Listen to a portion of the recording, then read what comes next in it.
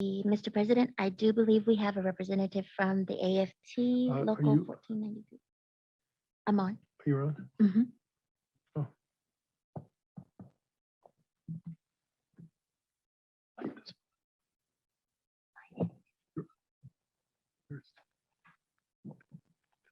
My name is Jenna French, and I'm the Learning Disability Specialist Disability Counselor at Cañada College since 2015. First, I want to say thank you to the students that presented earlier. It was so fascinating to hear what's happening across the district. I'm here tonight because I want to talk about the Spring 2022 MOU between the district and our faculty union. First, I want to thank the board and the chancellor for agreeing to begin negotiations next week with AFT on the Spring MOU. Negotiations cannot start too soon. In fact, I had hoped that they had started already and they're in place by now. I speak for myself and many other counselors, librarians, nurses, coaches, and instructional faculty when I tell you how important this new MOU is, as we confirm our work schedules for the spring semester. Many of us will be returning to in-person work, and the spring semester is just no more than 2 months away. We need to know that the district has our backs as we navigate this new landscape of return. Faculty members still have numerous concerns about our safety and our working conditions. Each of us works with students in different types of spaces, and each campus offers different challenges. Many counselors meet with students in small offices. Others meet in teaching in classrooms and buildings of different ages and conditions. Many of us have young children at home, or we live and we care for our elderly family members, and some have ongoing health conditions.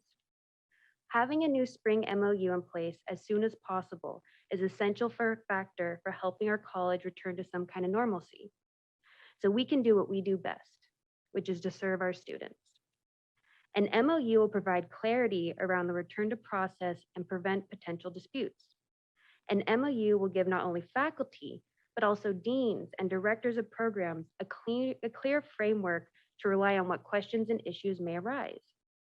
As a disability counselor on my campus, it is my job to make sure that students have equal access and support to do their work. The MOU is similar. It allows faculty to have equal access and support to do their work. This is why the MOU is so important. Sadly, my mom had a stroke in 2014, which has left her needing some assistance. And as an only child, I have needed to care for her. The MOU was able to help me during these unique times to take care of her. With the support of the MOU, my Dean Max Hartman and Director Bettina Lee, I was able to work safely and support students and take care of my mom. I cannot wait to have the MOU in place and allows us to confidently return to in-person meetings with students safely. I love seeing my students on Zoom meetings, and I really look forward to seeing them on campus as well in safe setting. Students benefit from both virtual and in-person counseling appointments. So I want to thank you again for agreeing to sit down with AFT and negotiating the spring 2022 MOU. Thank you. Our first speaker, I see their hands at this time, Mr. President. David Lau. David Lau, you are first. Good evening, everyone. Right My name ahead. is Dave. Can everyone hear me? Good evening, everyone. My name is David Lau, and I'm an English professor and co-coordinator of the Puente program at College of San Mateo. I'm also elected AFT chapter chair at CSM. In addition to these duties, I serve on the Health and Safety Committee at CSM. As an AFT representative, alongside my AFT and CSM colleague, Yesenia Diaz, I'd like to extend greetings to all board members, CSM President Taylor Mendoza, and District Chancellor Claire. Tonight, I wanted to inform the board about my experiences on the CSM Health and Safety Committee, which I joined as a member this summer. Faculty are turning to our committee for safety concerns and expect leadership from this committee in our unprecedented COVID times. CSM's Health and Safety Committee has been functioning relatively well. I say this because the committee has informed its members and CSM community in attendance at meetings about the pandemic and safety initiatives on campus. I say this also because we have had informed discussions and taken 2 important decisions since July. The dialogue around information, the opportunity for feedback, and the decision-making dimensions of the committee work have been important for creating some transparency for broadly reopening our campus. In one summer meeting during July, the committee voted to recommend masking on campus during the surge of cases around the emergence of the Delta variant. President Taylor Mendoza attended this meeting along with over 100 members of the campus community, including faculty, administrators, and staff. During another series of meetings, the Health and Safety Committee weighed and considered changes to committee bylaws that would align the Safety Committee with other campus committees, all of which report to IPC on an annual basis, and which dialogue regularly with other campus stakeholders. Following these deliberations, we recently voted as a committee to revise our committee bylaws in a variety of respects, including the formalization of this committee's role in campus governance. In general, I think the CSM committee work shows that when there is space for faculty and campus community input, the Health and Safety Committee can work effectively on the important issues of our COVID times. As a district, we need these committees to be working well and meeting regularly so that dialogues, deliberations, and meaningful actions can take place. Thank you so much, and I yield back my time.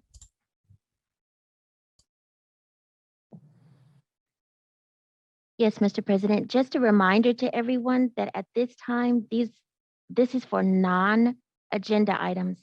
So please do not raise your hand at this time if you are speaking on something not on the agenda. George.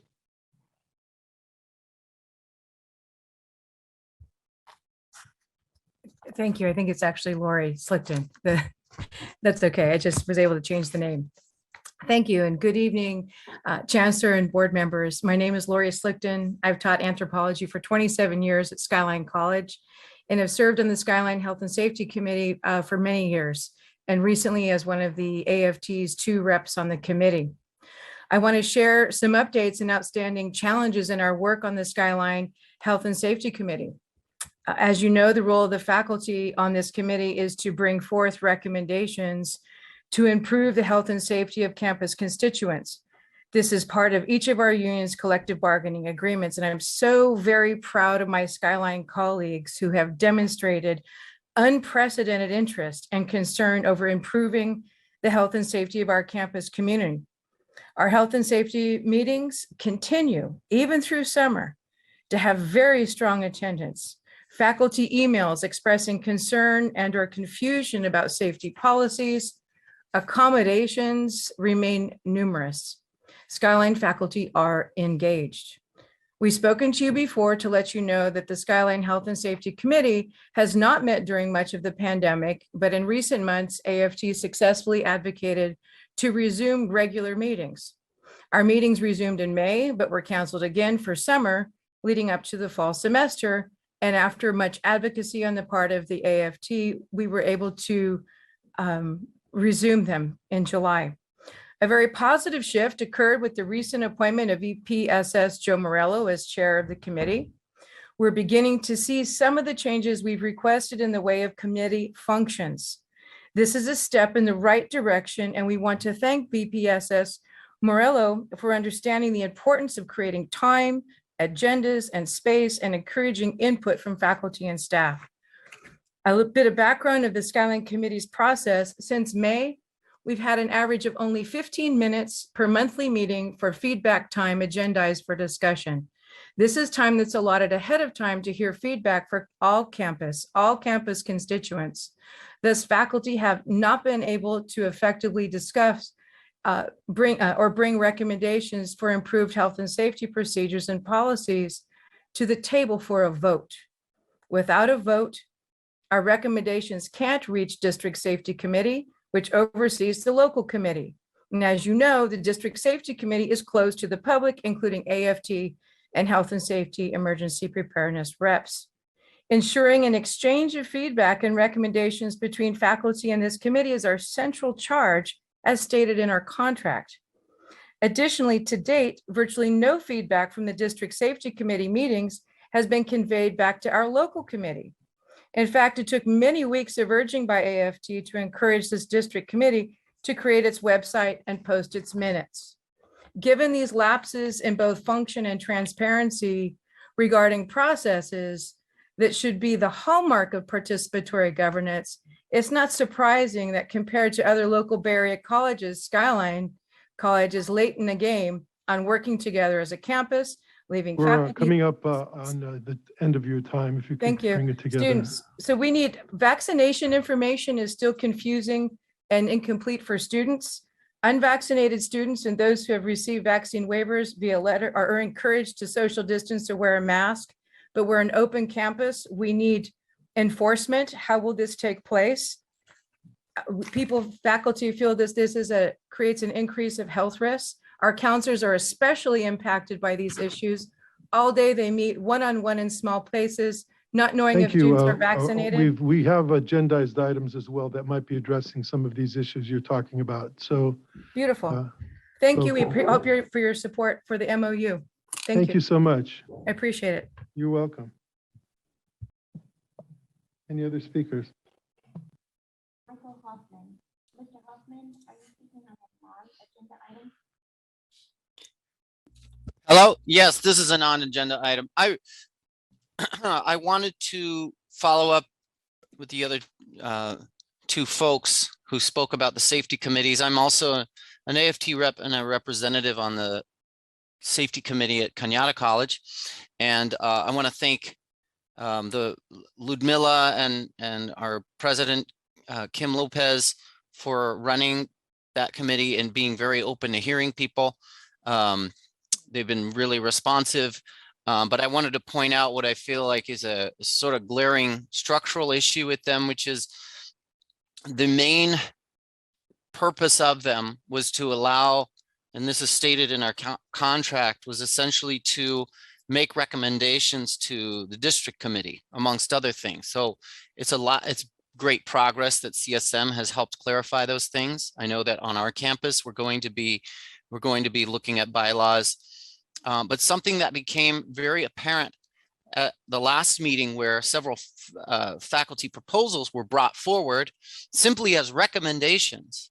The administration on those committees abstained from every single vote, even though these were just recommendations to the district committee, right? So the reason given was that because they're also on other decision-making bodies, they couldn't somehow make a decision, right? And so if we're going to have a committee that can't actually decide on a recommendation, then we really want to think about what is the purpose of this committee. What it does is it sends the message that this committee, that these safety committees really are just a formality that you agreed to at the bargaining table, and they actually are not, they in no way influence decision-making. At least that's essentially the message that was sent.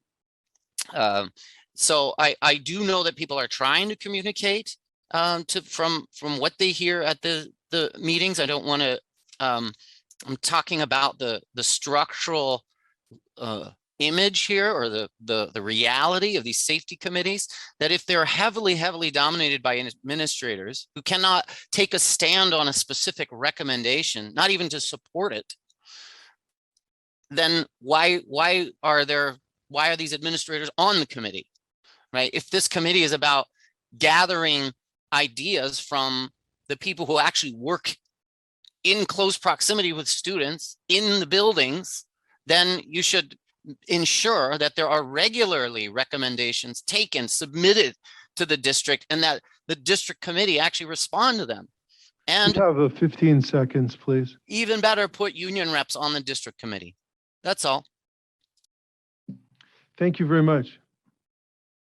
Any further comments from non-agenda items? No, Mr. President, that's all. Thank you. Thank you, everyone who spoke to the board tonight on the non-agendized items.